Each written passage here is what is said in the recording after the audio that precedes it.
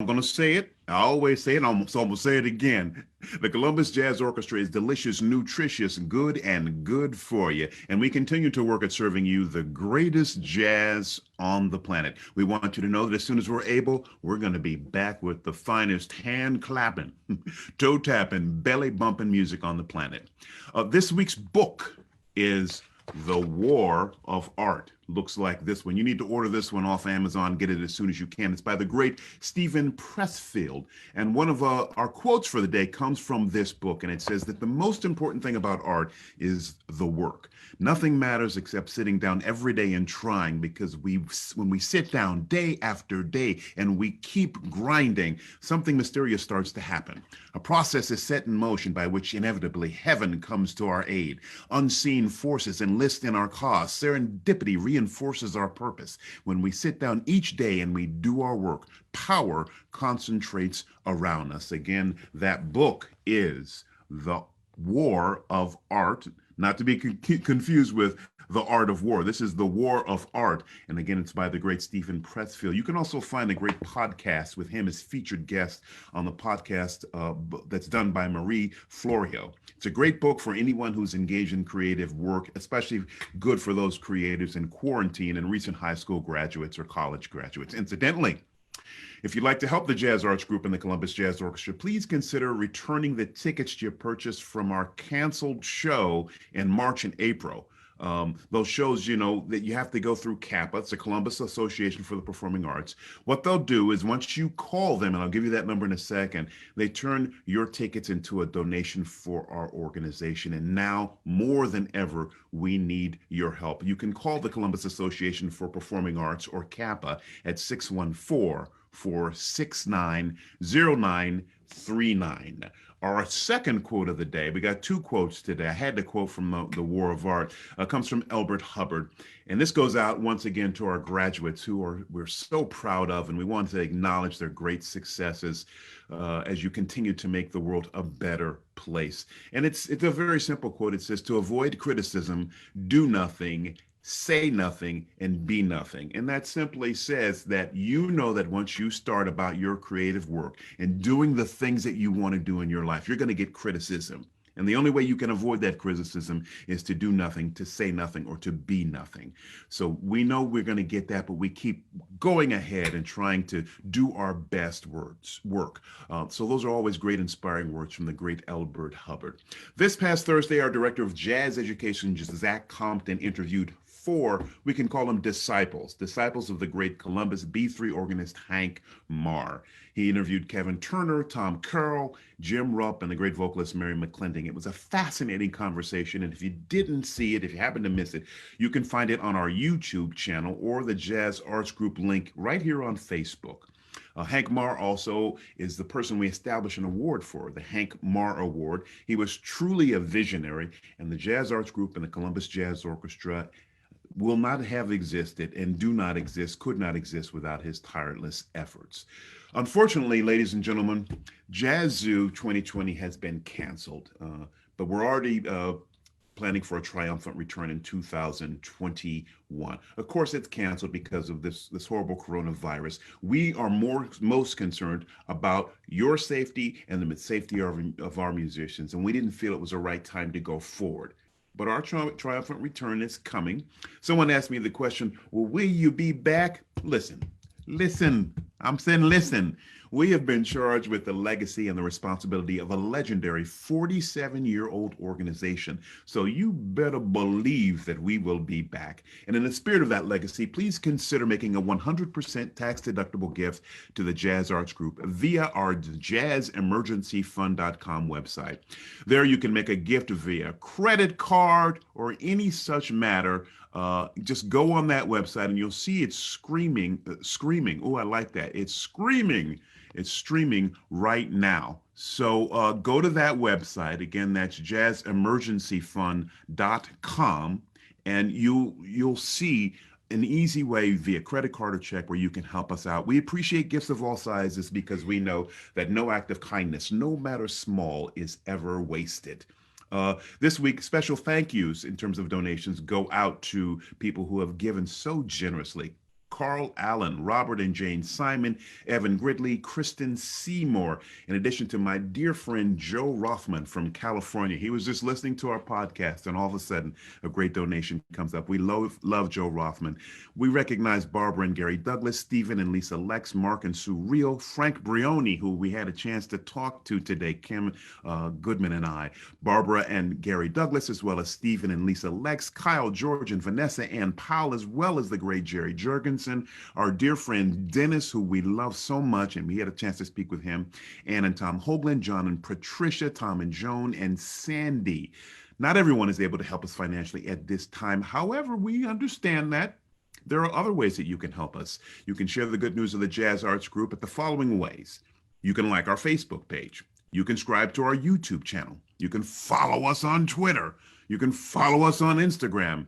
Choose our organization on Amazon Smile. Also, we remind you on June 10th and 11th, the Columbus Foundation will launch The Big Give. Sounds heavy, right? The Big Give. And that's 25 hours of giving. When you give to the Jazz Arts Group, the Columbus Foundation will amplify, which is a great word. I would love somebody to amplify me. But in this case, amplify means that they'll add a little bit of additional donation to whatever you give. So please consider donating during that time. I'm pleased to announce that next Sunday, we bring in our inaugural performance. This is our inaugural performance. This is a new version of Offstage Live. So what you experience right here today, that changes. The time will change too. It will be at 3 p.m. instead of 6:30. And the interviews will be slightly there, but more performance. It's called our performance version of Offstage Live. Listen, guess who will be with me? Guess who will be with me? You need to listen. Bobby Floyd. Bobby Floyd will join me and Andy Woodson, and we will perform for you. We'll talk to Bobby. We'll talk to Andy Woodson. So I told you we had big things planned for you. And by the way, the Hunter Tones are coming this Thursday. And Zach Compton is going to talk to the Hunter Tones. So that's going to be 6:30 on Thursday. And then next week, 3 o'clock, that's going to be me, Bobby Floyd, and Andy Woodson. We're getting ready to chase your blues away. And now, ladies and gentlemen, boys and girls, and children of all ages, he was a 2019 Grammy nominee, the last singer that Count Basie hired, and continues to travel the world spreading the joy of jazz. You've seen her on The Tonight Show, various TV specials, and on almost every major concert stage in the United States and Europe, as well as China, Russia, Singapore, and beyond. She has toured and shared the stage with legends like Tony Bennett, Doc Severinsen, Wynton Marsalis, Cab Calloway, Sarah Vaughan. She sang in duets with the likes of Nancy Wilson and George Benson, a talented storyteller with an ebullient spirit, a kind heart, and always filled with loving kindness. This lady is jazz royalty. But before we bring her on, I want you to hear a little bit of her swinging style. Can you play something for me, Alexa? All of me, why not take all of me? Can't you see I'm no good without you? Take my lips, I never use them. Take my arms, baby, on this your goodbye. Left me with eyes that cry. How can I go on, dear, without you? You took the part that once was my heart, so why not take all of me? Yeah. Ladies and gentlemen, that's Miss Carmen Bradford. Would you please welcome her to the show? Miss Carmen, I love you. Hello, I love you too. How you doing? You're looking so pretty. And as I look at that photo of you, you've got, we called him the Chief. You've got behind me the Chief. And so before we go any further, how the heck did you get a job singing with Count Basie? Well, I was a student at Houston-Tillotson College. It's now Houston-Tillotson University in Austin, Texas. It's across the tracks from the University of Texas at Austin. And I was in a band called Minor Miracle, singing R&B, which I absolutely loved. And I was dating the piano player with this band called Passenger. Mm-hmm. And they had the gig opening for Mr. Basie and his orchestra. And the booking agent at that time, his name is Mike Mordecai. He's still a wonderful booking agent and a great trombonist. And I wasn't aware of this information till a couple of years ago. And you happened to be there the night that I found out that Mike had booked me.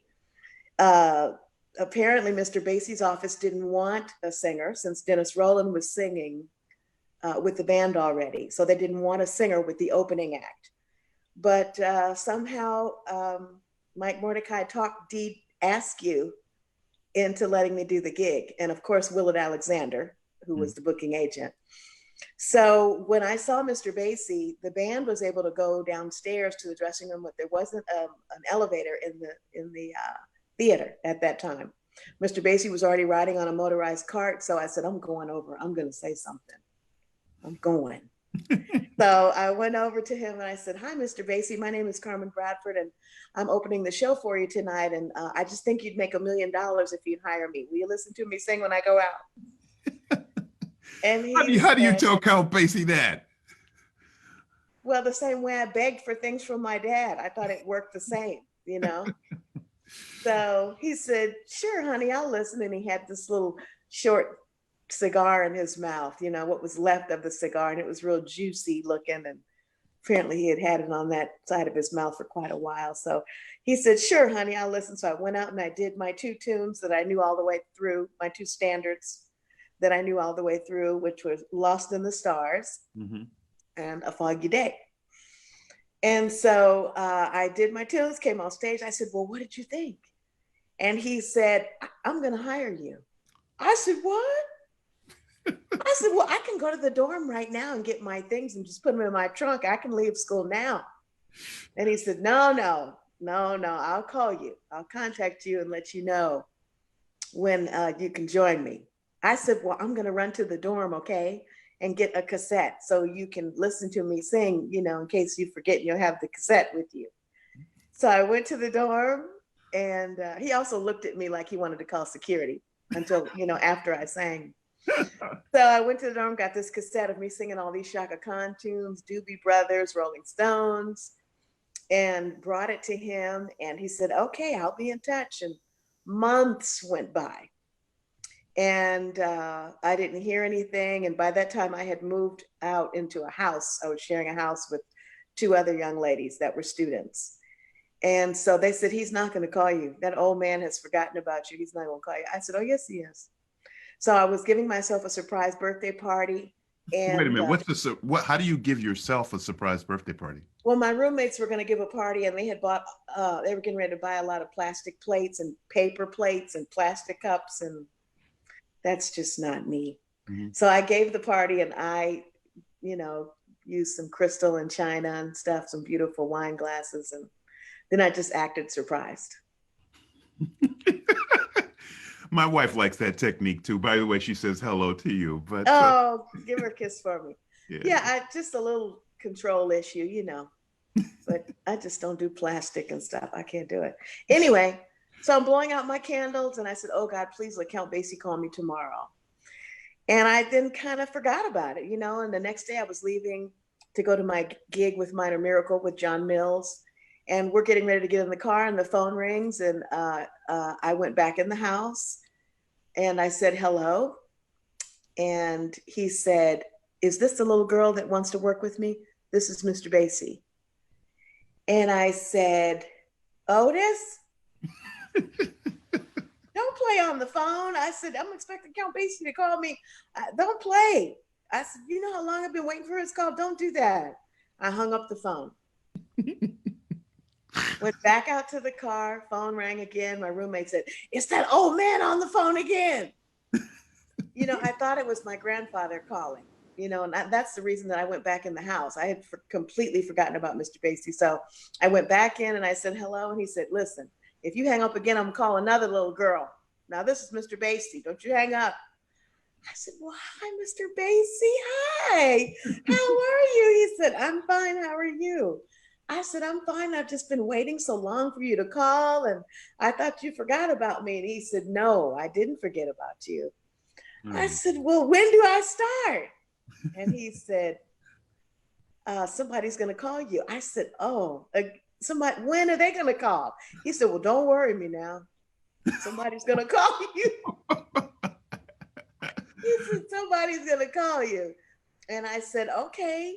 I said, well, how much does it pay? And he said, what do you care? And I said, I don't care. It's my dad. He makes me ask, if I have a gig or, if I'm babysitting or something. And then it was a real long pause, like he felt like he made a mistake in calling me. Yeah. So then he said, I said, I don't care. He said, all right, well, we'll be in touch with you real soon. I said, okay, thank you. Mm-hmm. So then that was Monday. Then Wednesday I got a call. And the gentleman said, this is Sonny Cohn. I'm the road manager with Count Basie Orchestra. You could hear him sucking his teeth. And so he said, so bring I got a ticket for you and we'll see you at the airport. I have it for you at the airport and we'll see you at the hotel, is what he said. And I said, okay. He said, so just give your name at the airport.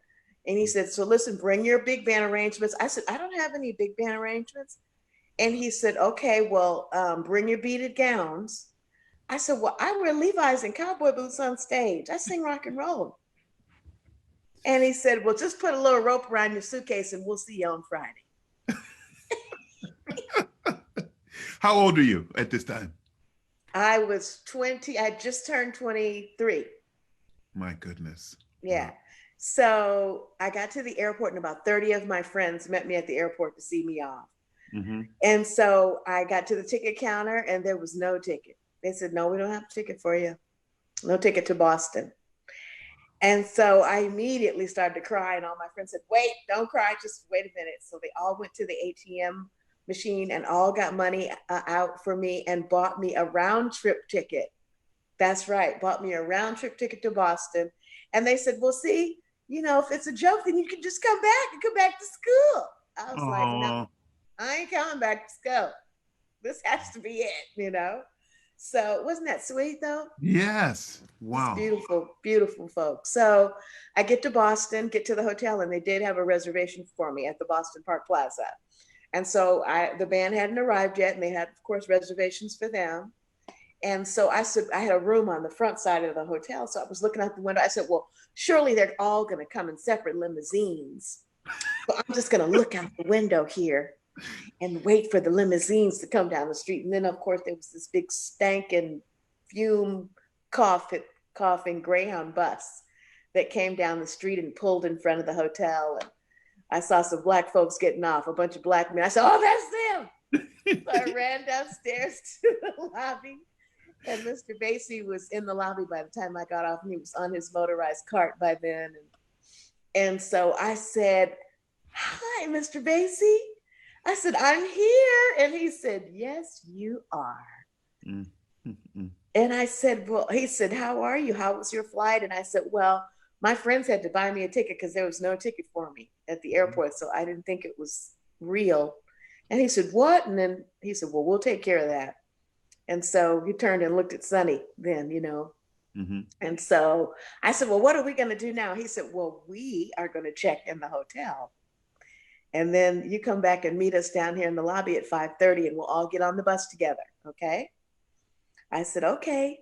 He said, you and I will get on last. I said, okay.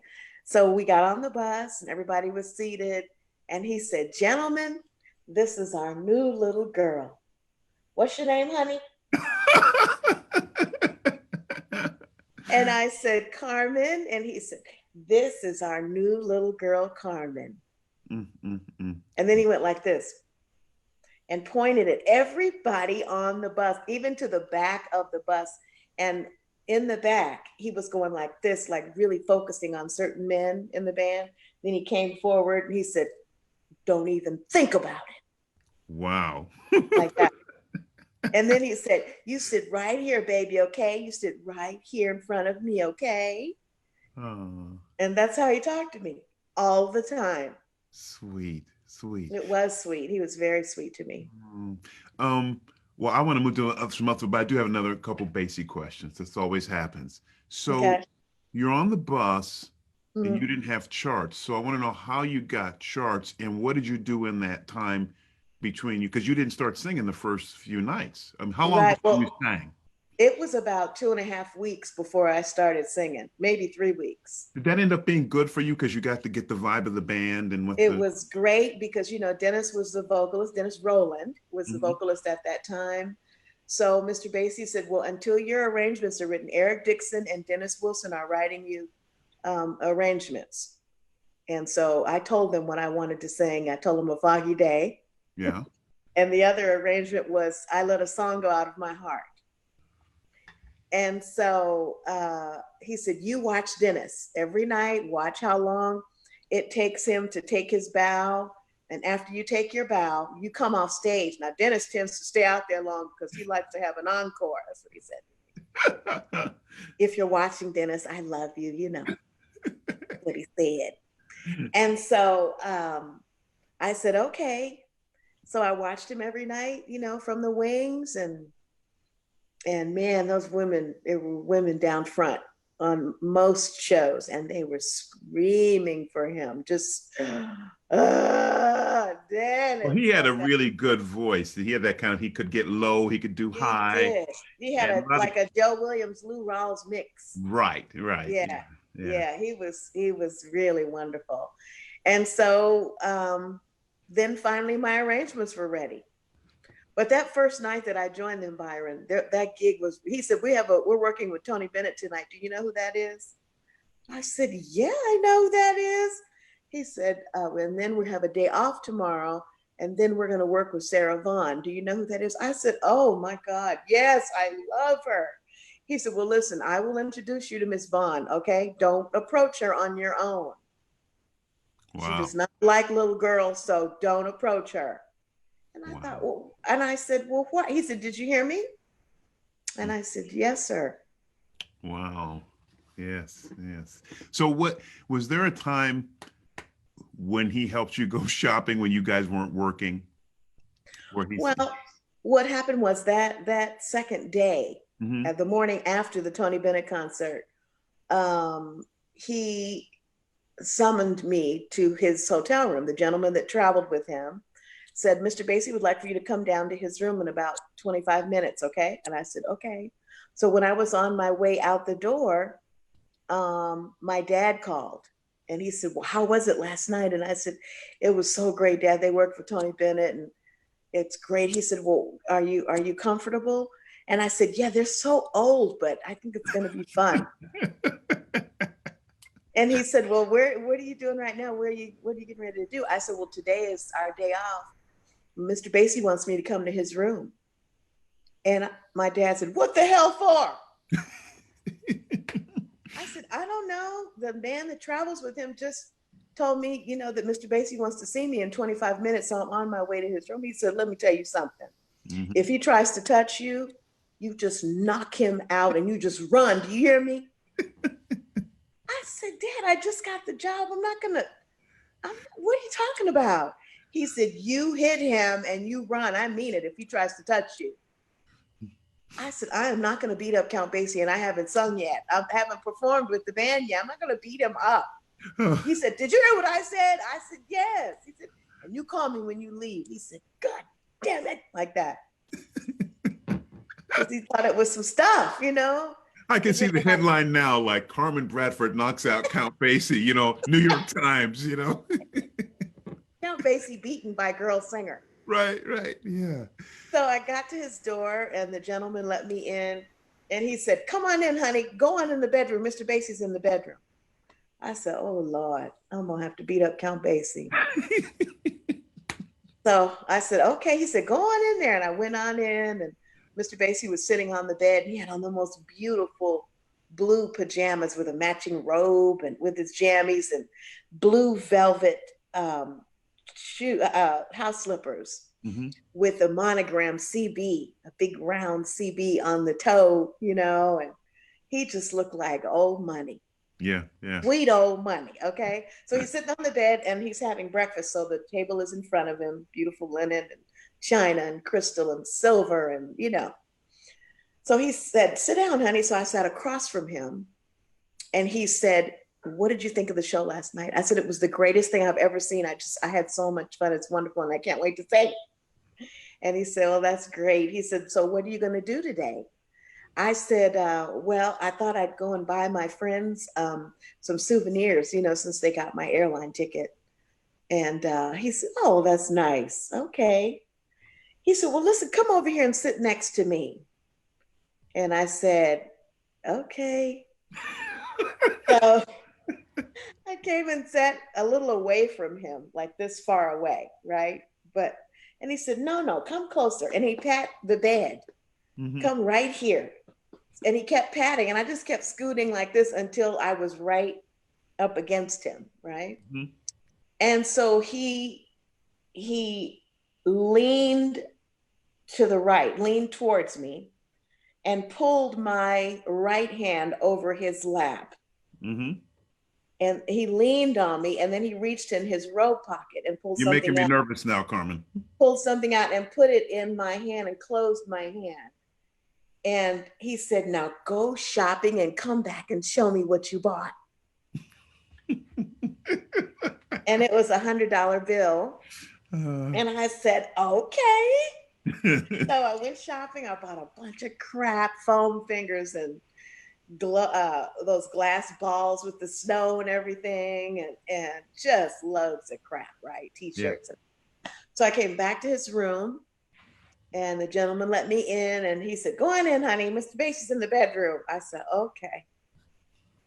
So I went in the bedroom, and he said, hey, excuse me. I said, hi. He said, what did you get? And so I dumped the bag on the bed, next to him so he could, touch stuff if he wanted to. So, and I was holding up T-shirts and all the crap. He said, oh, that's so nice. Now, do you have any change? And I said, was I supposed to bring you some change? And he said, no, honey, I just thought I'd ask. That's an incredible story. And so then he said, he said, we'll just keep this between me and you. Let's just go shopping on our days off. Okay. We'll just do this. This will be what we do. Okay. And I said, okay. Now, I don't think I was getting a paycheck yet. I can't remember. Yeah. Since it was so soon, Yeah. But when I needed something, I just told him, and yeah. Incredible. He spoiled me rotten. He was so sweet to me. Yeah. But he did always talk to me like I was about 7 or 8. Yeah. Well, a lot of people don't know he also had a daughter. She's a bit handicapped, but do you think he sort of treated you a little bit like a daughter? I think so. I think I kind of fulfilled a little need with him, I think it allowed him an opportunity to actually to spoil me a bit and think about his daughter Diane, and shopping and hanging out with me, and he was just such a lovely person, and I think about him constantly, and I have him all over my house because he changed my life. Yeah, absolutely. What did your father say? When you got back, you had to call him. I did. Yeah. I called him. I said, he sent me shopping. He said, what? I said, yeah, Dad. He gave me some money, gave me $100 and told me to go shopping. He said, poor man. Poor man. He doesn't know what he's getting into. Yeah, because your father knew, right? Well, yeah, absolutely. Let's go to quickly a little bit your family. I want to go even further back than your father. Your grandfather, was it Melvin Moore? Yes. I think I got to meet him. Where did I meet him? In California, you think? You met him in New York. In New York, okay. He lived in the Bronx, and he came to, I think he may have come to our rehearsals, but he definitely came to our gigs when we were working there. Yes. And he was a jazz vocalist. And did he sing with Dizzy Gillespie? He did. He recorded with Diz. Had I think a medium hit called "Love Me Pretty Baby." There's another tune on that album as well. Yeah. But he sang with the Ink Spots. He sang with Lucky Millender's band. All of this in the 40s and 50s, and he also sang with Ernie Fields and his big band. Yes. Wow. And he ran away from home at about 17. He left before his senior year. He was in Oklahoma City, Hmm. came to New York City, did the Apollo, sang Tura Lura Lura, and won. Wow, And that's how he started. that's amazing. Wow. Yeah, great voice, and highly respected by Billy Eckstine That's right. and Yeah. Diz, of course. And Well, so he, you got a chance to work with Dizzy. Did you mention your grandfather to Dizzy? well, they knew each other. Already they were old friends, and Diz knew who I was, before he toured Oh, with the Basie band. Oh yeah, yeah. okay. Yeah. Billy Eckstine too. Yeah. They were all very, very good friends, and so So you yeah. got to sit on the bus with Dizzy Gillespie and Billy Eckstine. I mean, this is the sort of the beginning of what happens to you when you're 23. You move up forward a couple years and you're hanging with Dizzy Gillespie and Billy Eckstine. Any stories from either of the two of those? I mean, did Dizzy immediately embrace you once he found out who you were? He did. Well, ladies and gentlemen, I just want to say that Byron was on that tour, but Byron left to go on Broadway. Mm. So then I became kind of in charge of Diz getting his luggage packed in the morning. He tended to open his suitcases and take everything out. Everything. Uh, I guess it just gave him a feeling of, I don't know, being at home, but honey, he would stretch out in that room. So after the gigs, I'd go to his room and help him pack. Well, I shouldn't say help because I packed. And let's see, I gave him manicures and I did oh, his nails and played cards and you know, yeah, yeah. it Uh, was like traveling with family. yeah, absolutely. Oh, what a sweetheart. I love that Yeah, man. yeah, me And too. And Billy Eckstine, were you able to speak to him on that tour? That must have been that was a long tour, Carm. That was like 6 weeks. It was long. It was long. Yes, I got to spend time with Mr. Eckstein, and he, um, I don't know, he didn't really care for some of the things I did on stage and would not hesitate to comment. Serious. Yes, like he said, "Well, Carmen, I don't understand why you're not coming out and taking your bow because since he was on the show ended with him, so I didn't need to, why would I be going out there bowing with Billy Eckstine, which I should." He said, "Well, you should be. I don't understand why you always rush off to change your clothes, and it's like Wow. you're not enjoying what you're doing." I said, "Oh, sure, I'm enjoying it," but I Yeah. was singing on the first half, Right, right. which meant I was going to sit in my dress, from the early part of the first half until he came on. Yeah, yeah, You know what I mean? That's an intermission in between that and waiting till the very end of the show. And the show would seem to be a little longer. yeah, yeah, yeah. Wow. But so he was upset about that. So I think I did, keep my dress on and come out and take my bow. But Uh, yeah, he was interesting well, that and was wonderful. yes, absolutely. That we talked about Melvin, your grandfather, but your grandmother, Mhm. she's no longer with us, but I got to meet her too. I just want to tell you, she was the prettiest lady, and this Thank you. She little. was lovely. You've got longevity in your family, but how old was your grandmother when she passed? She was 98 My when she goodness. passed away. And Yeah. she also sang. Yeah, My she goodness. had like a kind of a Billie Holiday vibe Yeah. happening. Yeah. Hmm. So much talent in this family. Well, then let's go right to your father, Okay, Bobby Bobby Bradford. Bradford. And some people don't know, did he record with Ornette Coleman? Um, I'm not sure if he recorded with Ornette. I believe he did, but my dad and Ornette started. My dad was in Ornette's group. He played trumpet in Ornette's group. Wrote all of Ornette's charts because Ornette did not read music, so my dad did all of his arrangements. Yeah. Yeah. I think They when were Ornette writes, he just writes the names of the notes or something. He has a different kind of way of notating. So you're uh-huh. probably, yeah. Wow. And so they went to high school together. They were What? long, yeah, they were longtime friends, and um, he and James Clay and Yeah. Ornette and Cedar Walton and Wow. Who else? I'm forgetting some folks. I'm sorry, Yeah. famous people. Yeah. But yeah, my dad, I'm not sure. I can't remember if they recorded together.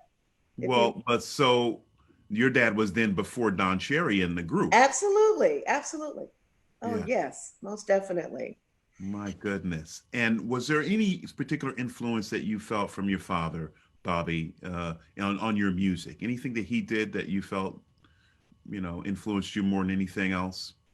Well, my father um, practiced quite a bit, as any trumpet player would do, but it was every single day. He was teaching school, when we first moved to California from Texas, my dad had graduated, he went to Houston Tillotson and the University of Texas. So Hmm. after he graduated, we moved to California, Hmm. and he was teaching either elementary school when we first got there, and then I think he went from elementary school to university Yeah. level, but he practiced.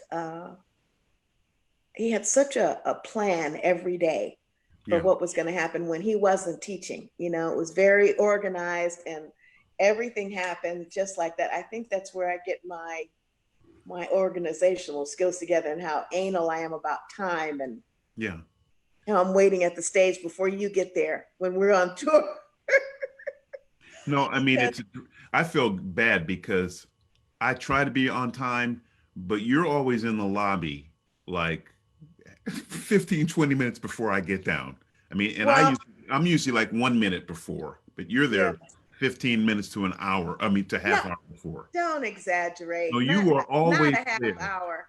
Yes, yeah. No, Because I'll be coming down to get something to drink and you're already waiting. you're such a liar. Stop it. No, But it's the truth. but I believe in being on time. I'm really offended if people are late. Well, I got a so, problem with that because that doesn't sit well with my rhythm. uh-huh. My internal rhythm can't handle that.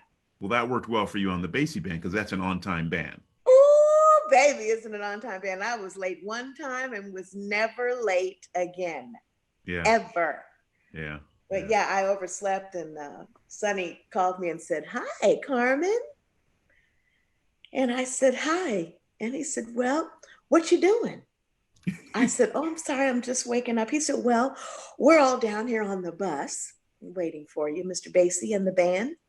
Ooh. And you just get on down here as quickly as you can." I went, "Oh, what?" Was never late again. Doing the chicken dance, when Yeah, you're running. I hear you. Yeah. That's why I always pack before I go to bed. Oh, yeah, So me too. I never have that problem. So that's your father. Can you quickly tell us about your mother? And before we do that, Alexa, is there a little photo you can show us of a young Carmen with a trumpet player? If you're there, can you Oh, can you tell us about that photo, Carmen, and how that connects with your mother? And who's sitting on Louis Armstrong's lap there? that is me, 1964. We were at my mom's gig, which was with Louis Armstrong. My mother is jazz vocalist Melba Joyce, and she was working with him. And so my dad brought me and my brothers, even though you can't see my brothers. I Mm-hmm. have twin brothers that are a couple of years older than me, and they are on that picture, but they are cropped, unfortunately, on this one. But yeah, 1964, I was 4 years old, Wow. and I knew whose lap I was sitting on. That's why my hand is placed on top Yeah, of his it's hand. just so cool. You are just on his hand. That's right. And he picked me up like I was a little China doll and sat me there. I had on my Easter dress, and I knew who he was, and we had watched the show, and it just felt very comfortable. Carmen, do you actually remember the show? I do. I I mean, do. were you scared by, did you know who he was? And were you scared by the gravelly voice and this loud trumpet? The whole thing was natural to you. You felt comfortable. Always natural to me because I knew I was going to do that for a living. And even the gown my mother had on that night, that was one of the gowns that I took on the road with me when I started with Basie. Wow. One of her beaded gowns. Yeah, yeah. Yeah. But yeah, I knew who he was. And, you know, when your parents are playing jazz every day and playing a different album every day, you know, on that stereo, Yeah. Yeah. y'all ask somebody, your young ones, ask somebody what a stereo is and they'll show you. But Ask them yeah, what records are. right. Yeah. And so, yeah, watching my mom and, you know, I loved her voice from a very young age and always tried to sing like her until I discovered Aretha Franklin and Gladys Knight. Then I tried to sing like Aretha, you know, I think from age 5 to 7. Yeah. And then I discovered Gladys Hmm. Knight. And then you know, she was it. And then Shaka Khan took over my life. Did you ever get any pressure from you one thing you said you told your father after you got in the Basie band, so a lot of the guys are old guys, you know. Did you Yeah. ever get any things from them about liking Shaka Khan and people like that they ever, you know? Well, you know, when I was growing up, they never said anything like, you know, we want you to sing. You know, they didn't really know how much I wanted to sing or knew I could sing until I was really in high school because I just didn't sing in front of them. Yeah. If I was singing, my brothers and I would be listening to the radio and we'd be listening to R&B tunes. I just had no intentions of embracing jazz in any way, shape, or form. But I could appreciate, you know, what my mother was doing and what my dad was doing. Yeah. Though my father was playing avant-garde, you know, when Right. my brownie friends and Girl Scout friends would come over and he'd be in the bathroom with the door open and he'd have this t-shirt on, you know, and he'd be in the mirror Yeah. working on that armbrushum, you know, Yeah. and they'd say, when they'd pass the back, they'd say, "Hi, Mr. Bradford." They passed on their way to my bedroom and they said, "What is that? What's those notes your dad is playing? What's that squeaking and stuff?" And before I could answer, my dad came in my bedroom when they were all in there. He said, "This is how I buy Carmen's Barbies, That's right. making these notes." And they all looked at him and went, "Oh, okay. Oh." Oh, so sweet. So sweet. But Well, go ahead. no, I'm just, to be around all that music. I mean, I think I'm getting a sense now of what makes you Carmen. Not just and then you did, as you mentioned, you were with kind of an R&B band when you opened up for Basie, but you No, did, no, they were a jazz. They were a straight that was a ahead jazz jazz band. band, but you Yeah. had sung with other R&B kind of bands. But the band I was in, Minor Miracle, was an Yeah. R&B band. Okay. And Got it. we had sprinkles of standards that we did. You know, like I said, we did A Foggy Day and Yeah. Lost in the Stars and maybe some other tunes, but I didn't even know any other tunes really all the way through. I just Yeah. never learned the lyrics all the way through Yeah. because I was really into Shaka Khan and lots of R&B and Stevie Wonder Yeah. Yeah. and so when I joined the band, that's how I was singing. But Sure. I had my ear could tune into anything. So if I needed to sing something, let's say like Ella on a recording, I Yeah. could certainly try Right. and get it to the point where you might believe that's what I could do. Yeah. Yeah. Until someone like Freddie Green would say, this is not an R&B band. This is not R&B. But those guys were old. I mean, they even said things disparaging to women, like "Don't drink beer out of a bottle" or something like that. I mean, they had crazy things they would say. They would say, if you see a woman and she's drinking a soda and she turns it up like that, that's just jailhouse. A nice young lady doesn't drink that like that. And a So, young lady that doesn't have a handkerchief, it's just jailhouse. And I said, well, what is that? It's uh, just bad women that go to jail, you know, don't have no handkerchief. Carmen, you have to have a handkerchief and don't be turning those soda water bottle up in the air when you're drinking that orange soda. oh Lord. And This is then what they'd you. say, now why you got those plaits in your hair? You got those plaits, talking about braids, individual braids. You know how long it took black folks to stop wearing plaits in their head, and all of them would say, Be like that's right. Be like the amen corner in the back of the Oh bus. my goodness. And she wearing overalls and stuff. Do you know how long it's taken Black folks to get out of wearing overalls? You're not on a farm, Carmen. We're not picking cotton up in here. Now, don't you have some dresses? You know, they got on me for wearing jeans in the airport. Because Really? they said, well, we're trying to get a certain kind of image here. And you're walking around with those jeans on. And, a lot of the guys would still wear suit jackets in the airport. Right. And it made sense to me later because they came from a generation where, Black people were looked at it a certain way. And their whole thing was to dress it up and have dignity. And when I was a kid, I used to see the band a lot. And there was so much dignity and pride when they walked out. And Basie had the same thing when he would walk out. And it's something I still try to maintain in my performances, is that feeling. And certainly you had that, and you continued. So you're on the band bus. And what happens is you get to not only be around these people, you get to perform with those people. I wonder if Alexa could play this video. I think it's from the Newport Jazz Festival, and you actually doing a duet with a guy. And see if you remember this particular one, Carm.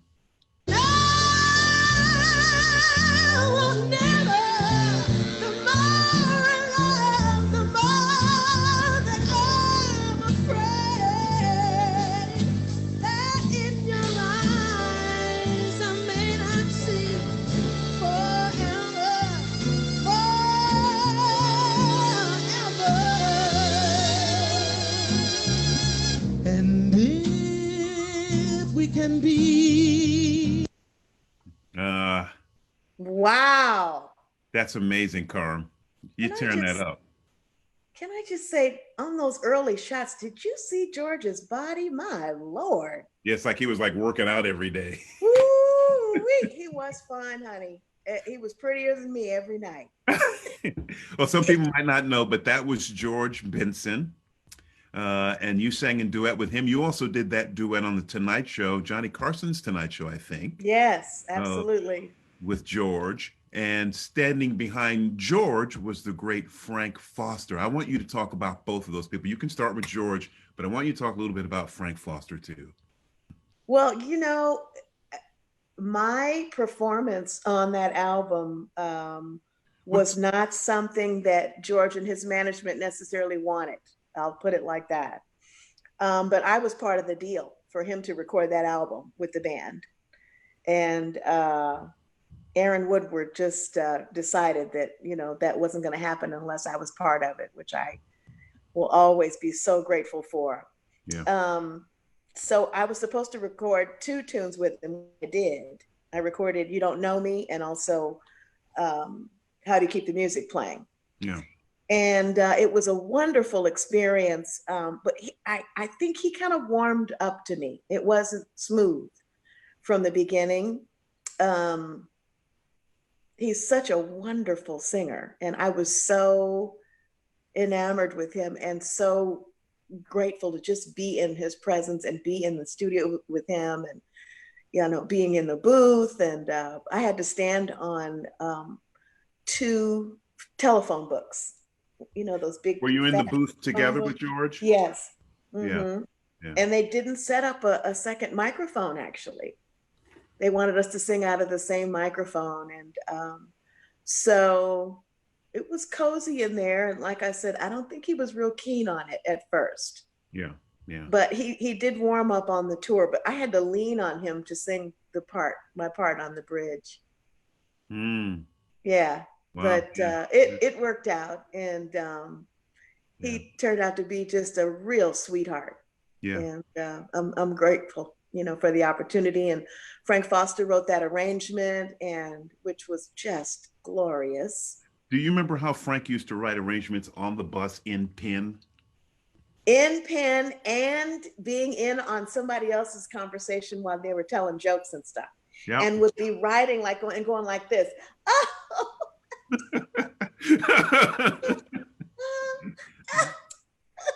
Yep, that was Frank. I'm so glad that you're here to amen that, because people don't believe me when I tell them that. It's true.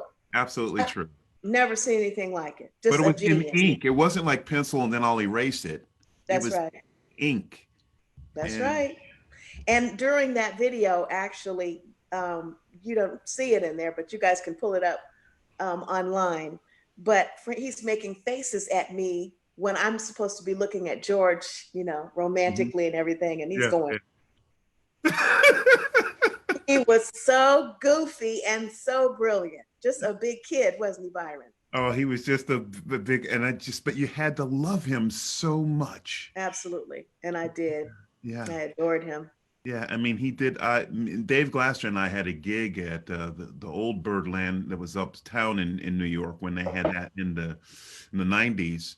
Uh-huh. And we asked Frank to come and sit in, and he sat in. He played the whole night. You know, Frank was he would play all. If we found a jam session, he would play all night. Loved to play. He loved it. He just loved music like nobody I've ever seen. That's right. Then That's right. he'd write poems and he would write song lyrics like he wrote the soon Papa Foss that you ended up singing, you know. Yes. Yeah, fantastic. Mm-hmm. So you're singing with people like George Benson. You're in front of the Count Basie band. You've experienced people like Thad Jones, who I know that you loved, and Thad Jones's son also fell in love with you. But there's other people, and we're starting to run short on time. But I'm just going to throw out some names. Cab Calloway. You got to Loved, be on the bus with him. loved him. And he had a bit of a crush on me. Yes, I got that. And he was so much fun. And he was just like a young man. He Yeah. had the energy and he could talk so much stuff. Yes. I Yeah. almost had to beat up a bartender with a purse over him. Me and That's T. old Carson. school. Me and Yeah. T. Carson, that's right. But just genius to the end. Just a performer to the very end. Yeah. Loved it, loved performing, and was just fantastic every night. Yes. Every night we worked with him. You walk on the bus and you're enamored by Count Basie, but there's also another guy on there that's legendary. His name was Freddie Green. Did you ever get Yeah. a chance to talk to Freddie Green, the world's greatest rhythm guitar player? Did you ever get a chance to ask him about his life? I mean, he wasn't a talker, but did you ever dare ask him about, I think he might have hung out with Billie Holiday. Did you ever get to talk to him about things like I that? did, his early lectures to me about, to me about not singing, like I was working in an R&B band. I must say, excuse me, he told me to bring a tape recorder so we could listen to it together the next night. And he said, I want to tell you where you're supposed to sing. And he sat there with me and said, right there, you're supposed to sing right there. You hear those horn shouts, don't try to sing on top of that. That's not where you're supposed to sing. That's not for you. And Wow. right there, go sing right there and hold that note at the end. Don't be singing all that R&B. Stop doing all those hollers and stuff like Aretha Franklin. And I said, okay. Oh, God. But yeah, he would, if we were working, if we were touring on the bus, if we got off the bus, he would get a loaf of white bread. And if they sold tomatoes, he would get 2 like steak tomatoes and some mayonnaise. And honey, you would think he had a steak that he was putting the mayonnaise on. And he would turn his back because I sat across from him and then Mr. Basie sat behind me. And he would make these sandwiches and look over at you like, don't ask for any. And I'd say to him, I'm not asking for that. Tomatoes and mayonnaise and white, oh no. And he'd make the sandwich, but I want to share this with you. Freddie would carry a roll of quarters, like from the bank, you get from the bank. He'd take the whole roll out of the quarter packaging and he would sit on the bus and do this in his hand. All the quarters would be in his hand. He'd go, and the noise would be like that. Yeah. It was like a rhythm practice for him. Yeah. And he would do that for, oh my God, he could do it for 20 minutes at a time or more. Wow. Until I gave him a look like, are you finished shaking those quarters? I'm trying to take a little nap over here. But yeah, I once asked him, we were in San Francisco at this hotel we used to stay at all the time. And there was a restaurant that was connected to it. And I walked in and I sat at his table before he could invite me. Yeah. And I said, hi, Mr. Green. And he looked at the chair like, what you doing? You don't sit down, And I sat down and he said, what is it? What do you want? And I said, is it true that you dated Billie Holiday and Dorothy Dandridge? And he said, none of your goddamn business.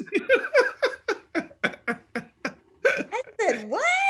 That's none of your business. I said, well, I'm sorry, I didn't mean anything. They're just so incredible, and they're women that I respect. And he said, yeah, well, no. Wow. And he got sweeter after that, because I just wasn't having it. Yeah. It's hard to make friends when you're 23, you're the only girl, you know. So I just insisted he was going to be my friend. And so he sweetened after that. Yeah. So, you know, you're doing all these tours, opening up, and I don't know if you did any of the shows with Frank Sinatra. Did he want to allow another singer?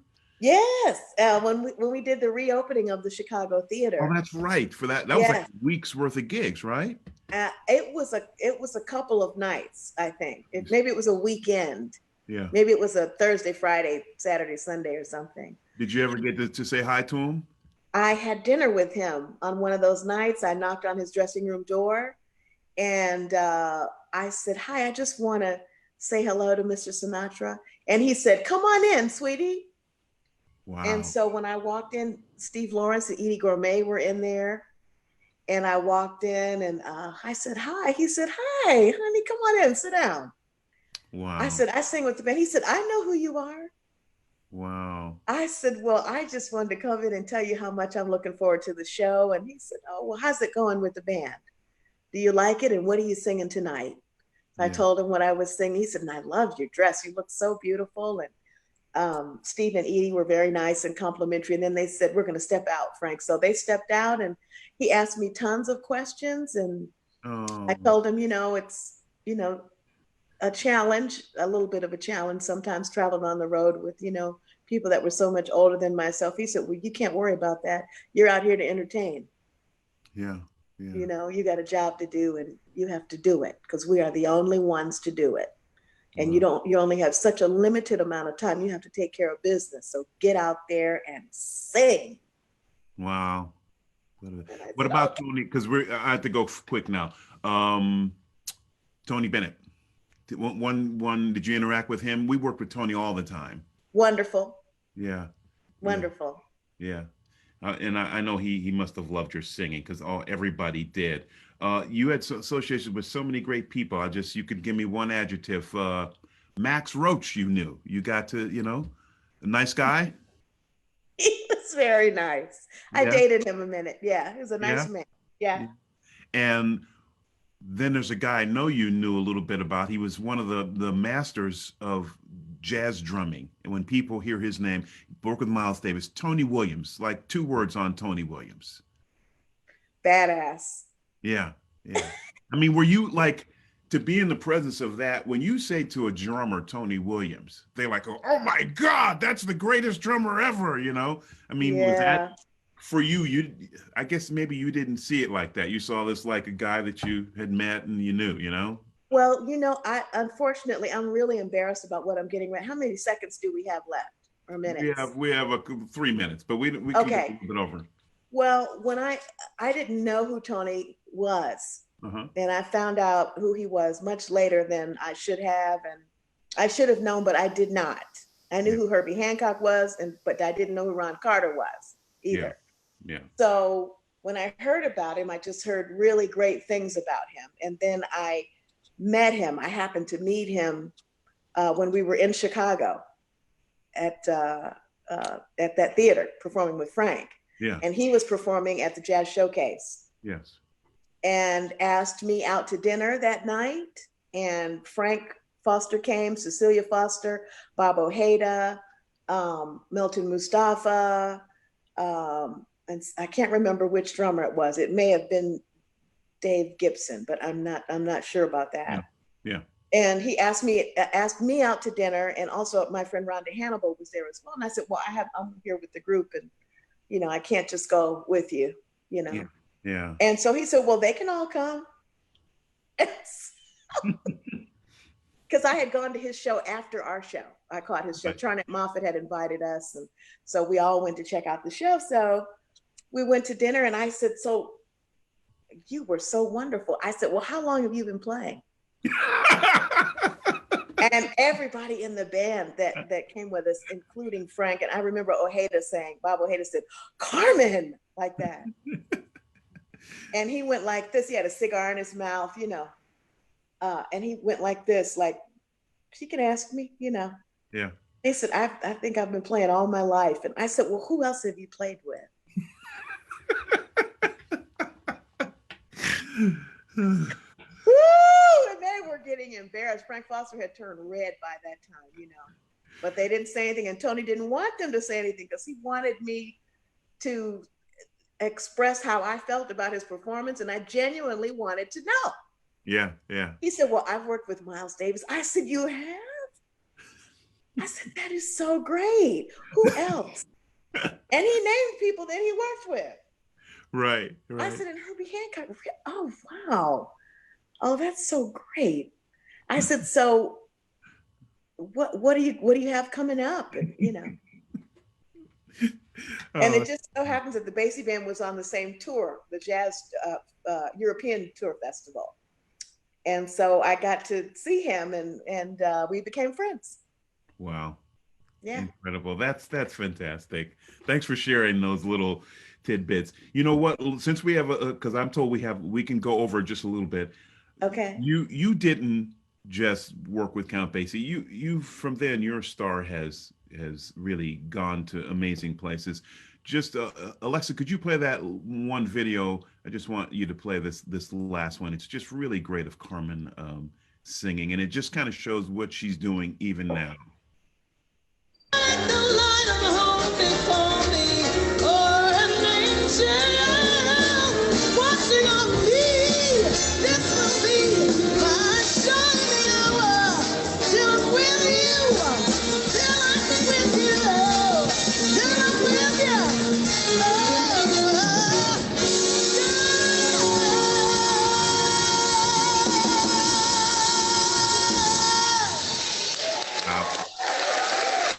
Simply amazing. And that seems like, where's that band from? But I see two all-stars in there. I see Eric Marienthal on Marienthal and Brad Lely. Brad Lely on alto, and Butch Miles is playing drums. Yes. So tell me about that gig, because this is what you do now. You travel the world singing with orchestras, big bands, your own small group. Tell me a little bit about that. It's been fantastic. I'm doing a lot of symphony dates now with you. My symphony career is as a result of Byron Stripling.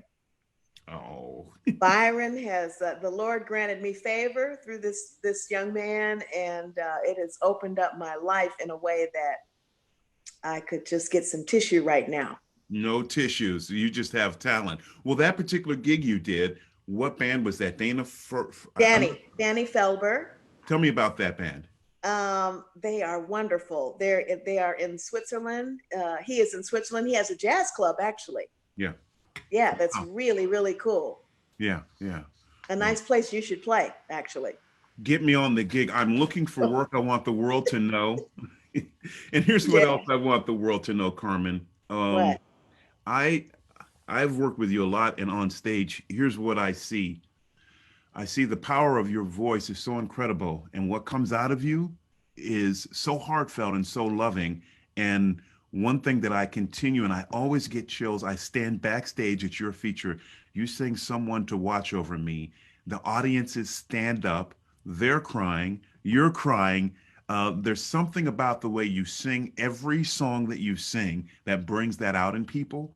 And I just want everybody to experience you, to know you, to buy your recordings, because it's simply spectacular what's in your heart. And I think that we went through, because music just doesn't happen, but we went through today just the tip of the iceberg. We just scratching the surface of what you've been around. And I think that when you're around, like you were talking about your ear, I now know when we were on the bus, you were like, your ear was on not only all the music that you heard that was always around you, whether it was Sarah Vaughan, whether it was Carmen McRae, whether it was Frank Sinatra, whether it was Tony Bennett, whether it was Cab Calloway, whether it was, I mean, everybody was coming through when we did those festivals in Europe, where we would go to Europe 6 weeks every summer, and we saw everybody from Dave Sanborn to Kenny, what's the guy that plays with the curly hair, the soprano sax? Oh, What- G. Yeah, Kenny G, and we're jamming in the thing, and he's looking at Frank Foster being blown away. We have all these stories of these, but you were taking all that stuff in, and then that's what created Carmen Bradford. Definitely, you were given a gift by your parents, but you took it all in and you nurtured your own talent. And I know that you teach now and you give that to kids. And so, what I want the world to know is that this is a special young lady. And if you go to see her sing, and if you hire her, as you should, but she's expensive, but good. but, but if you get Carmen Bradford, you're in for a treat. And I want everybody to do that. I just want to know, everybody to know how spectacular you are. All right? Thank you, Byron. It ain't nothing but the tooth, baby. Look, I want our audience to also know that we want you to continue to join these. Remember, next week we'll be at 3 p.m. I'll be with Bobby Floyd and Andy Woodson. You got to check out Bobby Floyd. Carmen loves Bobby Floyd. You should hear Bobby and Carmen together. That's something special.